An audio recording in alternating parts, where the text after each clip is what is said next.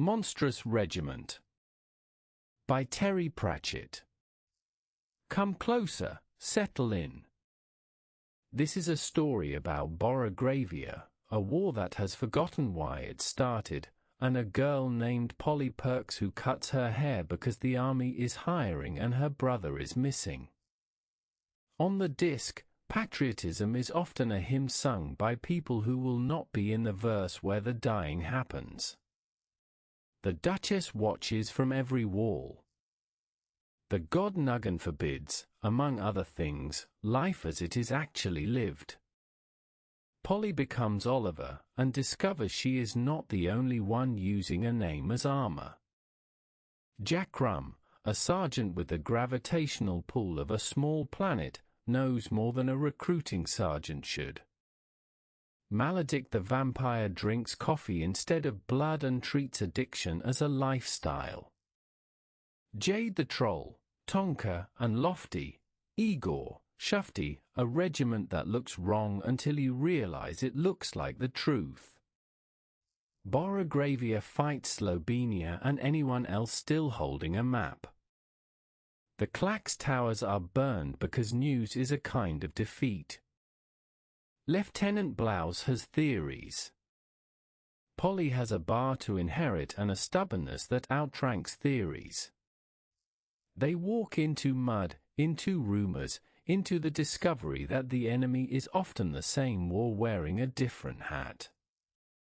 Jackrum's secret is the regiment's secret, which is the country's secret. Women have been holding the line while the Hinds pretended otherwise. Paul, Polly's brother, is found in the way wars mislay people, not dead, not fine, just moved. The Duchess, it turns out, is more than paint. Gods on the disc are as real as belief, and belief in Borogravia is a siege. Polly does not become a mascot. She becomes a person who has seen the invoice for glory. The war does not end because a speech was good. It snags, stumbles, and leaves survivors who know how to keep a pub and a country from lying in the same breath. If you are still awake, remember this: monstrous is what you call a regiment that refuses to be a myth. Sleep well. The boots are off. The Duchess can watch someone else tonight. Hair on a barbershop floor is a small revolution. Polly pays for it with a future she was told was not for sale. The army takes the hair and does not notice the rest, which is how institutions fail, by looking at uniforms. Maledict's coffee is a joke until it isn't.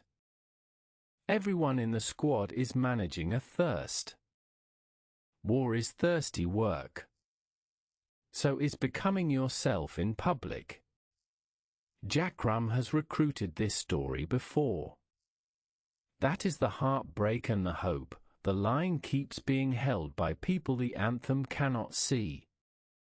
An anthem that cannot see you can still get you killed. Jackrum would prefer you lived, and is not sentimental about how.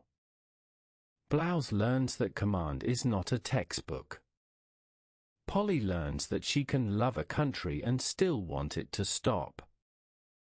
Those lessons arrive in the same week, which is typical. Nuggan's list of abominations grows until it includes the world. A god who hates the world is a poor landlord. Borogravia has been paying rent anyway. The Clax, when they run, tell mothers where sons are. Burning the Clax is how you keep a war from meeting its relatives. Polly's war meets its relatives anyway, in a pub, which is the correct Discworld venue for revelation. Tonka and Lofty hold hands in a history that did not budget for them. The budget is wrong. They are not. When Polly looks in a glass after, she sees someone who can pour a pint and plan a campaign. The monstrous part was never the regiment. It was the world insisting they were impossible while depending on them. There. The lamp is low. The hymn is over. Tomorrow the pub opens, and the Duchess, if she is wise, will order quietly. For tonight, Borogravia can sleep without counting its daughters as exceptions. Borogravia smells of damp wool, old prayers, and soup that has been at war with vegetables. Polly learns the kit, the hymns, and the names of the dead faster than the names of the living. That is how you know a country has been fighting too long. Jackrum's pockets contain more history than the official gazette. Some of it is edible. All of it is useful. He recruits the way rivers recruit rain, inevitably, and without asking permission of the sky. Maledict's coffee is a treaty with a thirst that used to have sharper teeth. Addiction, on the disc, is often a previous identity trying to stay employed. The Duchess's painted eyes follow Polly through rooms that have forgotten other kinds of looking. A watching god is a kind of officer. Officers can be wrong. This one has been wrong for years and called it holiness. Mud is the true national costume. Everyone wears it. Rank is who gets to complain. Polly complains with her feet, which keep going. When the squad secret becomes the country's secret, the hymns do not know where to look. Hymns hate a second verse that was true all along. Paul is not a prize. He is a person misplaced by policy. Finding him does not fix Borogravia. It fixes the reason Polly started walking, which is enough for one story and not enough for a nation. Nations take longer. Pubs help. After the regiment, ordinary work feels like luxury. Pouring a pint is a supply line that ends in someone being comforted. Polly can do that. She can also still hear drums. The trick is to let the pint win until morning. Consider the hymn again. It names sons, horses, and the Duchess. It does not name Polly, which is how you can tell it was written by a committee of the already dead. Polly writes herself into it with scissors and a lie, which is the only amendment process available to barmaids. Jackrum has seen this amendment before. He does not salute it. He feeds it, drills it, and tries to keep it from becoming a corpse with a secret. That is love in sergeant form. Blouse's maps are beautiful and late. War is always late for the people in it and early for the people writing speeches. Polly learns to navigate by smoke and rumor, which are the true contours.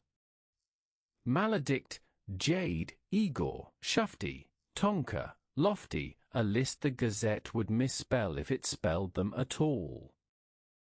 They hold a line that was never drawn for them and therefore fits better.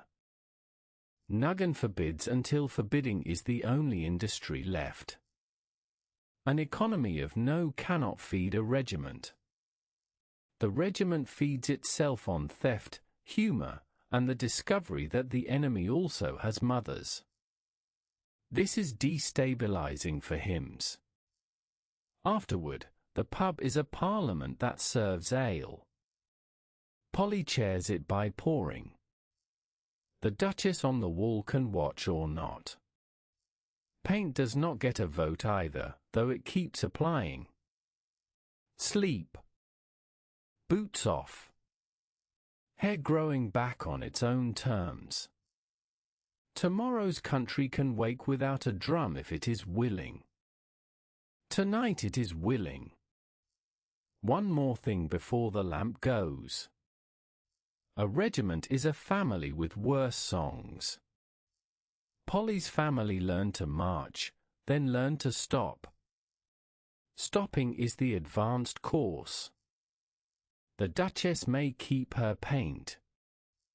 The pub will keep its hours. Between them, Borogravia can practice being a place instead of a hymn. Hair grows. Wars boast. Pints settle arguments the drums could not. Polly has seen all three. She trusts the pint. A recruiting table is an altar that serves beer.